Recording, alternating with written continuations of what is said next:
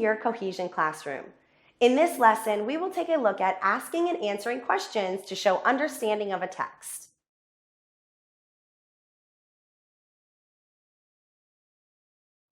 This standard addresses the ability to explain what happens in an informational text based on evidence from the article, biography, historical, or scientific text. The reader must form questions about what they are reading and answer their questions by finding examples in the book or by making inferences.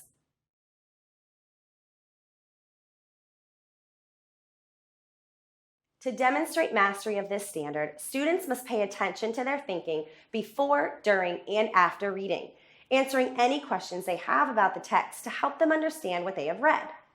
It is important for them to have a purpose for reading, such as answering a specific question or searching for important information. It is important that the student can pay attention to what they understand in the text, and just as important to notice when they are confused or have a question. If they read through without thinking of questions they have, they can finish a text and have very little understanding. An example of something a student might say while reading a text on the topic of bears is, "What does hibernation mean? I sort of think it has something to do with winter, but I'll have to read on to see if the author explains it."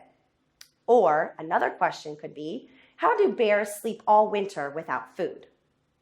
Some strategies include jotting notes about what pops into their mind as they read, noticing when their questions have been answered in the text, and discussing topics and details with someone. Here are a few more common questions. What do I already know about this topic? Do I need to reread? Are my predictions correct? And what are the text features trying to tell me?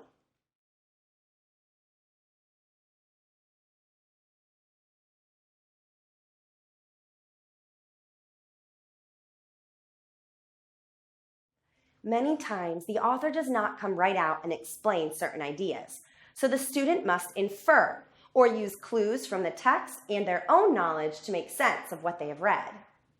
Tell the reader to ask themselves, "What am I wondering about? And what do I already know about this topic?" And then look to answer their questions as they continue to read. Another mistake commonly made is when a student doesn't check their own understanding while reading, and they lose meaning of what they've read. This could happen if the book is too easy or too difficult. It is helpful to have the reader track their thinking by writing out questions they have and point out parts in the story that help them answer their own questions. Use a note-taking sheet like this one.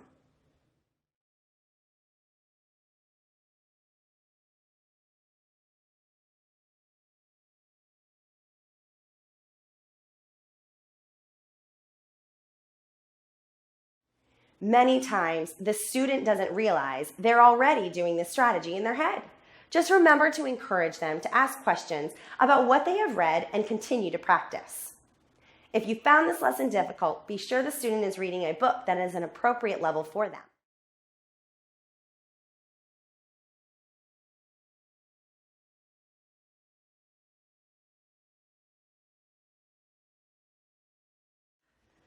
Uniting students and families in learning. We are Cohesion Education. Thanks for watching. We'll see you next time.